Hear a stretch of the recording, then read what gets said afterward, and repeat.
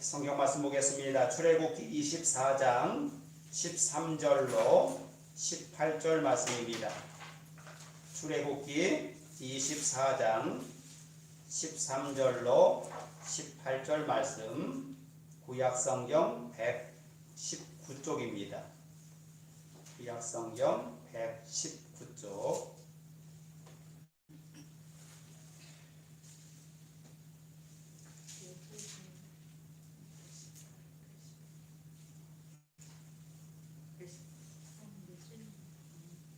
(24장) 13절로 18절까지 보겠습니다.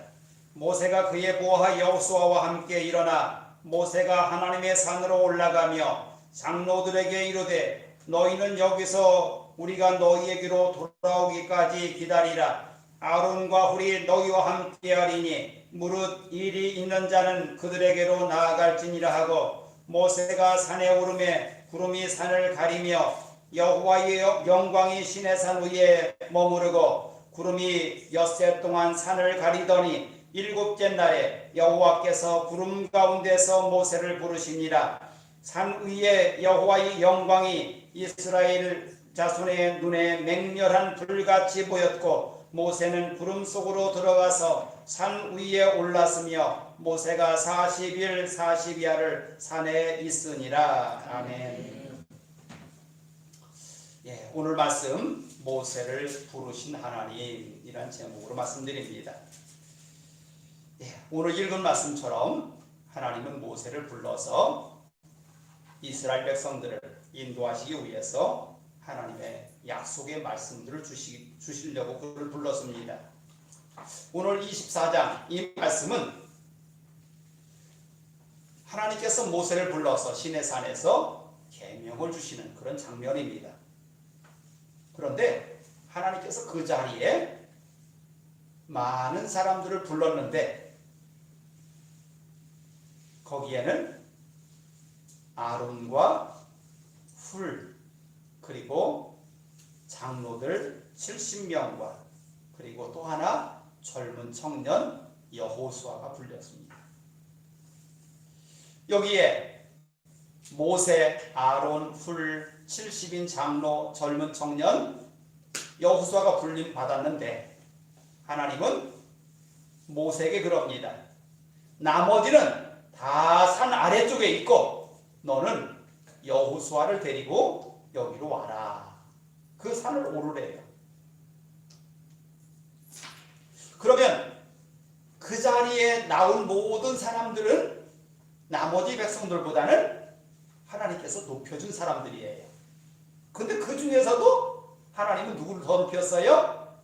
여호수아와 모세를 더 높였어요. 그리고 마지막에는 모세만 또 불러요. 산 꼭대기까지는 모세만 또 불렀어요. 이런 장면이 여러분들 시작성경에 나오잖아요. 예수님께서 제자 셋만 데리고 변화산에 올라가는 장면. 나머지는 아래쪽에 있고 그 세 사람만 데리고 올라갑니다. 올라가는데 거기에서 예수님께서 변화되어서 빛을 발하는 그런 모습으로 변해요. 오늘 하나님은 모세를 불러서 그렇게 변화된 모습을 보여줍니다. 이건 무슨 얘기냐? 내가 택한 자는 모세다 라고 확증하시는 거예요.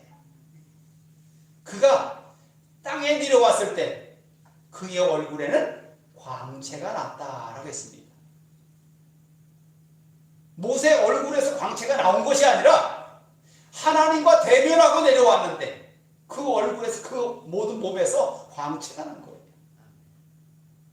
하나님은 그렇게 역사하고 계셨어요. 오늘 이 말씀, 그럼 하나님께서 왜 이스라엘 백성들을 택하시고 또 70인 장로들을 택하고 또 아론과 훌, 모세, 여호수아를 택해서 그렇게 구별하셨으나, 사도 바울은 그 장면을 이렇게 말합니다. 예수님께서는 상속자인 아들로서 부름받아서 그 일을 했고, 모세는 하나님의 종으로 그 일을 했다라고 돼 있어요. 그러면 내가 누구의 종으로 사느냐가 내 위치를 결정한다는 뜻이지요. 모세는 누구의 종이라고요? 하나님의 종이다.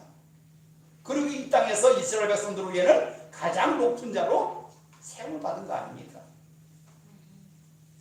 하나님은 그런데 그 하나님께서 우리를 부를 때는 이렇게 말씀하셔요. 여러분 모두가 다 하나님 앞에 택함 받은 제사장들이다 라고 부르셨어요. 제사장 뭐 하는 사람이에요? 하나님과 사람 사이에 다리를 놓는 역할을 하는, 제사를 대신 올려주는 그런 사람이에요. 우리가 지금 하나님을 모르는 사람들 앞에 그런 존재란 뜻이에요. 그러면 제사장의 가장 큰 직무는 하나님 앞에 예배하는 거예요. 제사 올리는 거잖아요. 그렇다면 우리가 먼저 하나님 앞에 거룩하게 구별되고 나서야 그 나머지 것들을 할 수 있는 거 아니겠어요? 여러분들, 성경에 가장 먼저 택함 받아서 거룩한 제사장이 된 사람이 아론과 그의 두 아들입니다. 그런데 두 아들은 그 거룩함을 지키지 못하고 심판을 받아서 죽어요. 어떤 사건입니까? 하나님의 거룩한 불을 무시하고 자기가 임의로 갖다 불을 제단에 붙였다가 죽습니다.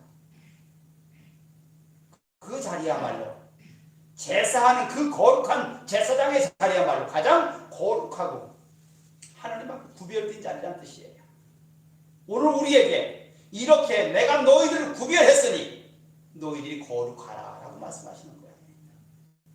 이 말씀을 성경에 기록하면 그 당시의 말씀으로 끝난 것이 아니라 그것을 읽는 자들에게 하나님은 그 거룩함을 지키라고 명령하는 말씀이에요. 그것이 성경이지 않습니까?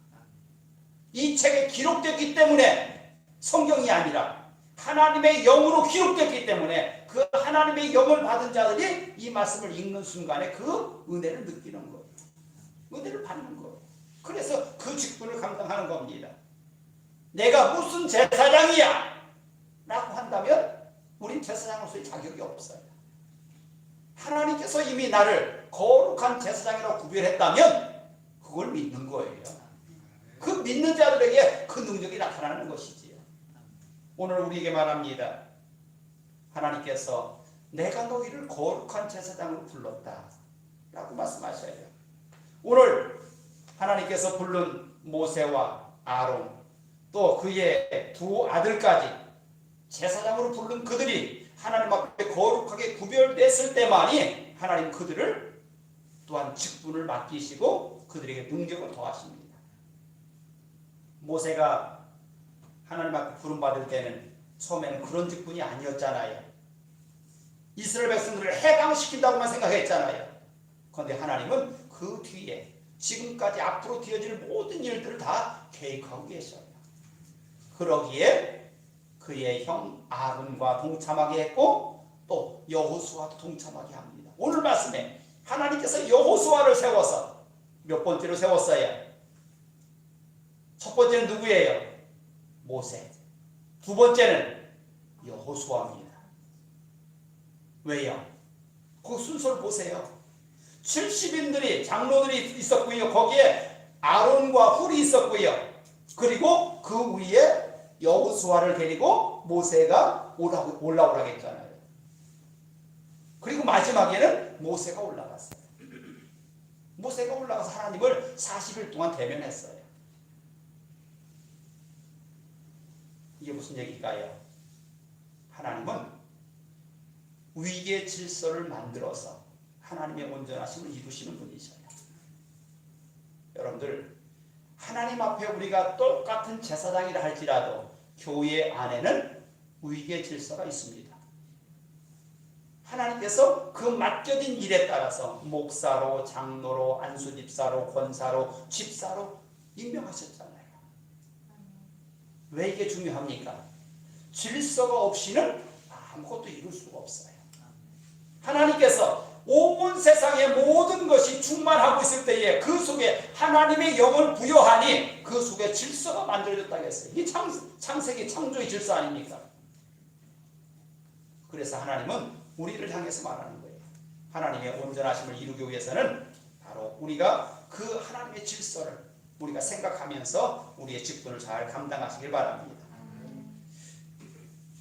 나답과 아비후가 그 직분을 감당하지 못하고 거룩함을 지키지 못할 때에 그 자리에서 죽을 때에 모든 사람들은 경악을 했을 거예요. 그런데 하나님은 그들을 향해서 말합니다. 이것이 질서가 하나님 앞에 모든 시작이라고요. 질서가 없이는 하나님을 거룩하게 만들 수가 없어요.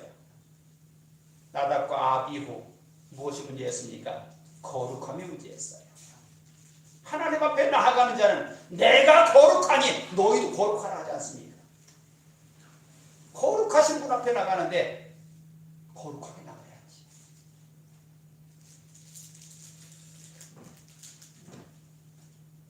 여러분들, 이스라엘 백성들이 사무엘에게 우리에게도 왕을 달라 할 때 하나님께서 이렇게 말씀하셔요. 내가 너희들을 다스리는 왕인데 너희들이 나를 거부하고 다스리는 왕을 달라 하느냐 라고 하는 말씀이 나와요. 오늘 이스라엘 백성들의 모든 위계를 만드신 분은 하나님이셔요. 그래서 하나님께서 다스리는 백성이라는 얘기예요.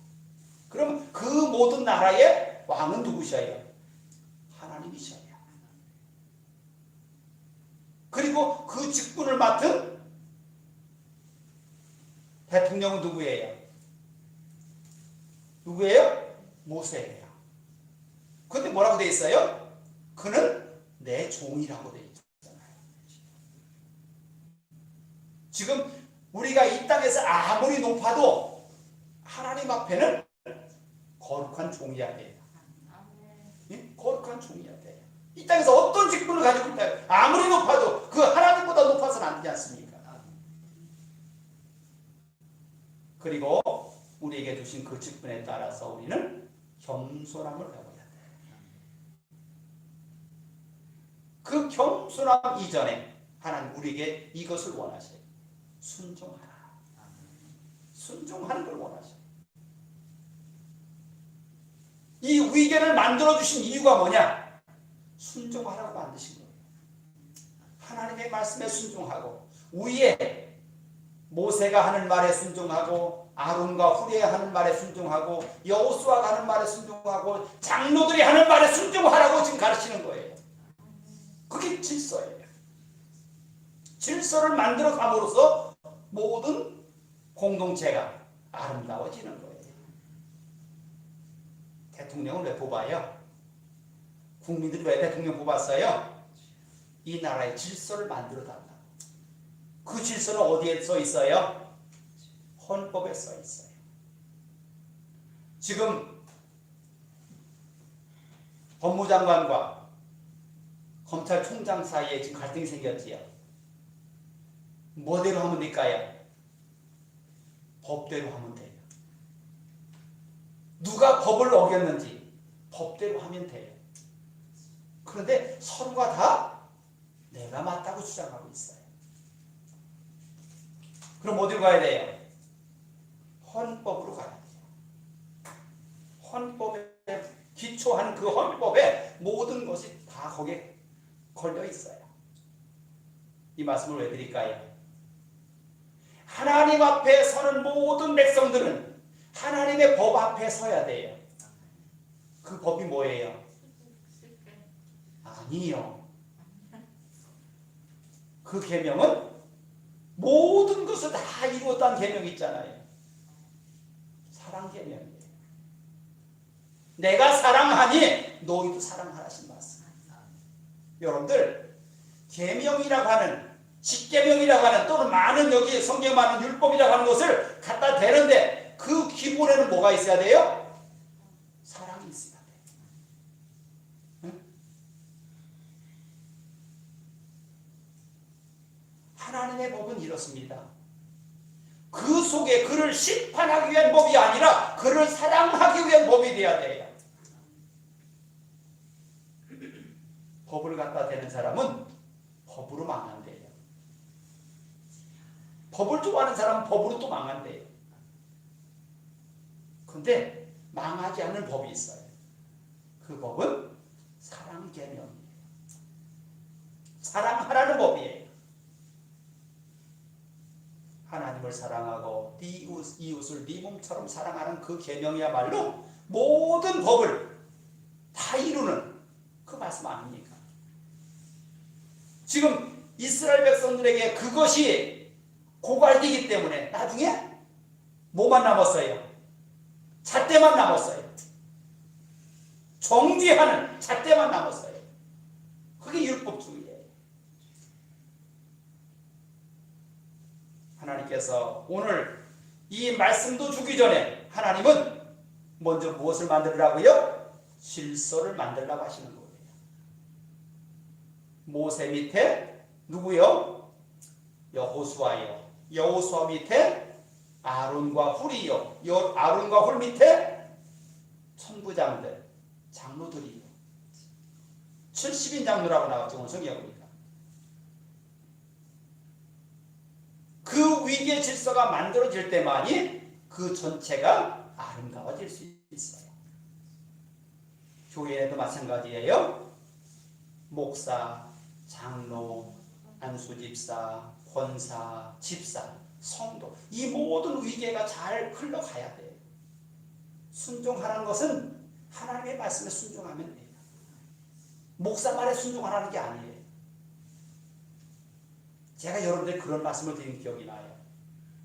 여러분들이 어떤 일에 대해서 목사한테 이의를 걸려면 저보다 더 기도하시고 오시라. 그 일에 대해서 더 기도 많이 하고 오시면 제가 받아들이겠다. 왜 그렇습니까? 하나님께서 성경 말씀의 가장 기본이 뭐라겠어요? 협력해서 선을 이루는 거잖아요.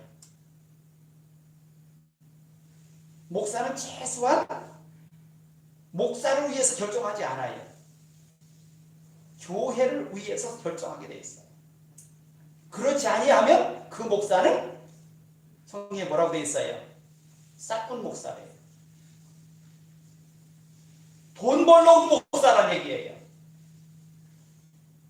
여러분들이 보기에 여기 있는 목사가 그런 목사를 보인다면 제가 하는 말에 어떤 이유를 걸어도 돼요. 왜? 하나님께서는 싹군 목사의 말을 따르라고 하지 않았어요. 하나님께서 우리를 향해서 말합니다. 그 질서가 만들어지고 나서야 그 위에 법을 주셨어요. 근데 그 법을 주는데 그 모든 법의 집행자로 누굴 삼았어요? 모세를 삼았어요. 근데 모세를 하나님께서 얼마큼 높였다고요? 모든 사람이 얼굴을 쳐다볼 수 없을 만큼 거룩하게 높였어요. 빛을 발하게 만드셨어요. 그랬더니 저들이 얼굴을 다 수건으로 가리고서 그 앞에 섰다고 했어요. 얼마나 거룩하면. 이것이 기본이 안 되면 전체가 무질서해진다고요. 하나님께서 그러기에 모든 법을 주기 전에 그 위계 질서를 먼저 만들어 가시는 거예요. 이게 오늘 24장 말씀이에요. 이렇게 해서 마지막에 그가 산에 올라가서 계명을 받아가지고 내려옵니다. 내려오는데 문제가 생겼어요. 어떤 문제가 생기죠? 금송아지 만들어서 거기에 거룩한 우리 하나님이라고 섬기고 있잖아요. 뭐가 잘못된 걸까요?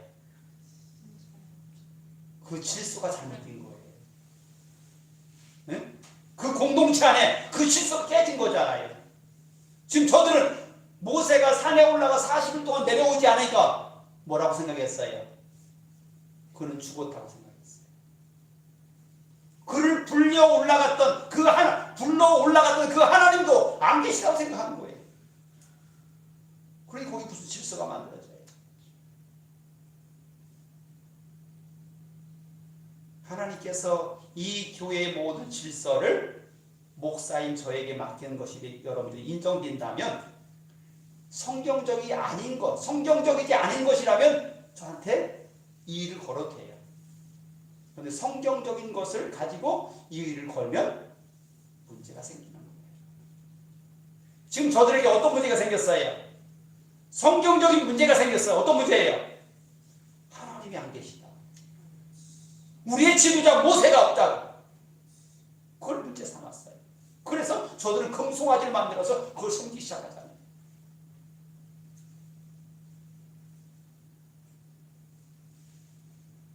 그 다음에 교회의 질서의 두 번째 단계는 뭐지요? 장로입니다. 장로의 직함은 목사와 똑같은 직함이에요. 여기에서 제가 이 자리를 비울 일이 있으면 그 모든 권한은 누구한테 가요? 장로님한테 가는 거예요. 성경에 보면 목사라는 직함은 없어요. 다 장로라고 표현이 됐어요. 그런데 지금 교회들이 교회를 위계 질서를 만들기 위해서 장로와 목사를 구별한 거예요. 성경이 구별한 게 아니라 교회들이 구별한 거예요.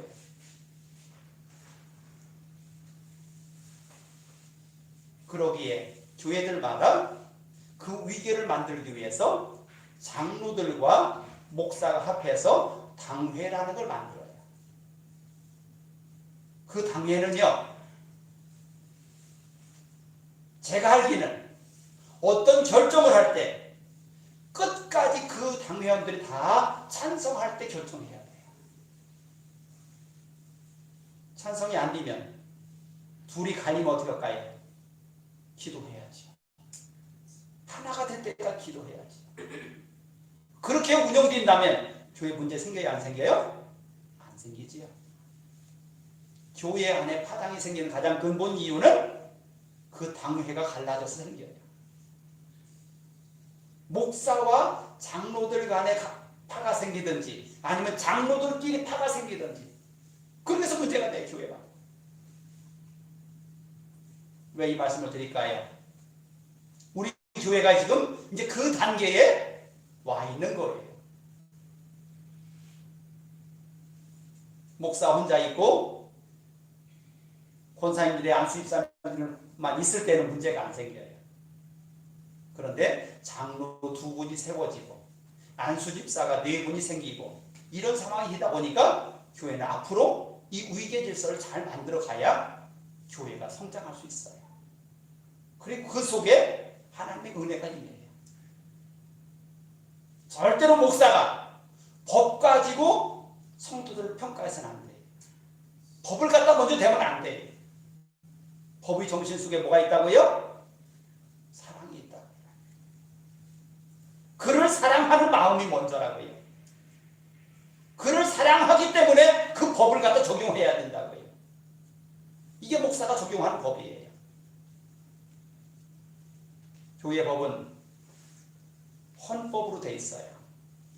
그리고 책 한 권이 나와 있어요. 모든 문제가 생기면 그 법대로 하라는 거예요. 그런데 그 법을 만든 하나님은 그 법의 정신이 뭐라고요? 사랑이다. 상대방을 심판하기 위한 것이 아니라 그를 사랑하여서 그 영혼을 온전케 하기 위해서 하는 것이라는 얘기예요. 그게 법이에요. 오늘 이스라엘 백성들을 불러서 먼저 그 율법을 10가지 계명을 주기 전에 하나님은 저들을 불러서 이런 단계를 만들어서 질서를 만들어 가셔요. 그래서 그 속에 하나님의 평화가, 하나님의 은혜가 임하게 하시는 거예요. 이것이 깨지면 교회는 절대로 성장하지 못합니다. 하나님께서 이것을 우리에게 보여주기 위해서 이것을 성경으로 기록한 거예요. 오늘 출애굽기 24장, 하나님이 이렇게 질서를 가장 원하시고 순종하심을 원하는 그런 하나님인 것을 여러분들이 깨닫기를 바랍니다. 그래서 이 사건을 통해서 하나님이 하나님이고 예수님께서 하나님의 아들 독생자가 되심을 우리가 받아들이길 바랍니다. 오늘 이 성경 말씀을 통해서 하나님께서 임재하여 그 시내산 전체가 광채가 났다고 했잖아요. 그런 분이 하나님이셔요. 예수님께서 변화산에 올라갔을 때 그 모든 모습에서 오대서까지 광채가 났다고 했어요. 이게 뭘까요? 그는 하나님이라는 것을 저들에게 보여준 거예요. 바다에 풍랑이 일어서 제자들이 배가 고프지려고 할 때 어떻게 했습니까? 예수님께서 바다야! 찬잔해라. 바람아 멈춰라니까 진짜로 바다가 찬잔해지고 바람이 멈췄어요. 그 모습을 보면서 저들 뭐라 그래요? 저가 누구이기에 바람도 바다도 순종하느냐 이거예요. 그런데 그때서야 저분이 우리와 다른 분인 것을 이야기합니다. 예수님께서 세례 받을 때, 세례 요한에게 물세례를 받을 때 뭐라고 되어 있어요? 하늘에서 비둘기 같은 성령이 내리더니 음성이 나와서 그는 내 사랑하는 아들이라 라고 말씀하셨다 했어요. 이 모든 사건들을 통해서 예수께서 우리의 하나님 되심을 우리에게 보여주는 거잖아요. 그런데 여기에 끝나면 안 돼요. 그 예수께서 우리의 모든 죄를 다 감당하시고 십자가에 달려 죽으시고 그가 부활하심으로 생명의 주인 되심을 우리에게 보여주셨어요. 그리고 성령께서 성령을 보내셔서 우리 모든 자들에게 성부와 성자와 성령의 이름으로 하나님의 온전하심을 있게 하셨지 않습니까? 우리는 하나님 아버지라고 하고 끝나면 안 돼요. 거기에 우리의 죄를 감당하신 예수님, 우리를 그 하나님의 사람으로 날마다 이끌어주시는 성령님까지 우리는 하나로 봐야 돼요. 그래서 삼위일체 하나님이라고 하잖아요. 세 분께서 하나시래요. 근데 그분들은 항상 같이 하셔요.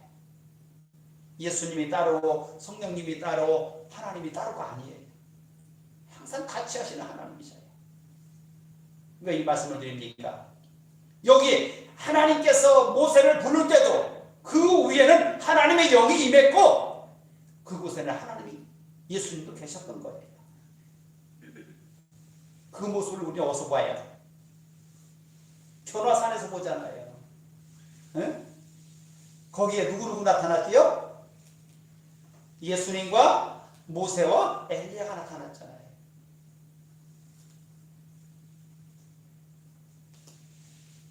하나님께서 그분이 나의 하나님이시고 그분이 나의 구세주고 그분이 나의 성령님인 것을 보여준 사건들이에요. 이걸 통해서 우리는 날마다 교회 안에 하나님의 영이 운행하는 질서의 교회가 되길 바랍니다. 그래서 하나님께서 쓰시기 합당한, 여러분들 사람 적다고 일을 못하는 게 아니잖아요. 하나님께서 얼마든지 더할 수 있잖아요. 뭐가 문제라겠어요? 하나님의 뜻을 지금 이루고 있느냐, 하나님께서 보시기에 합당하냐가 더 중요하다고 해요. 우리가 지금 하나님께서 보시기에 합당한 교회라면 얼마든지 꿈꾸고 그 꿈을 향해서 다른 바퀴를 하면 돼요. 그렇다면 하나님께서 더 하실 겁니다. 일꾼이 부족하면 갖다 붙이시고요, 물질이 부족하면 그 물질 더 하실 겁니다. 꿈꾸는 자 되길 바랍니다. 그래서 하나님의 온전하심을 이루는 아름다운 교회 되길 바랍니다. 기도하겠습니다. 하나님, 모세를 불러서 하나님의 영광을 더하십니다. 그의 몸에서 광채가 나게 하셨습니다. 그래서 모든 백성들 앞에 그가 하나님이 택함 받은 하나님의 일꾼임을 보여주셨습니다. 하나님, 여기에 하나님의 교회 세우셨고 목사 세우셨고 장로 세우셨고 안수집사 세우시고 권사 세우시고 집사 세우시고 성도 세우셔서 하나님 교회 되게 하셨습니다. 이 속에 하나님의 질서가 만들어지게 하시고 하나님의 영광이 나타나게 하여 주시옵소서. 하나님의 말씀이 사랑을 품고 우리에게 임하게 하여 주시옵소서. 우리가 어떤 법을 갖다 적용하더라도 주님께서 만드신 그 법은 사랑의 법인 것을 알게 하시고 사랑하는 마음으로 그 법을 되게 하시고 사랑하는 마음으로 그 법을 받게 하여 주시옵소서. 그래서 날마다 하나님의 교회가 질서 있게 하시고 하나님의 은혜가 있게 하시고 능력이 넘치는 아름다운 교회 되게 하여 주시옵소서. 모든 말씀 예수의 이름으로 다 했습니다.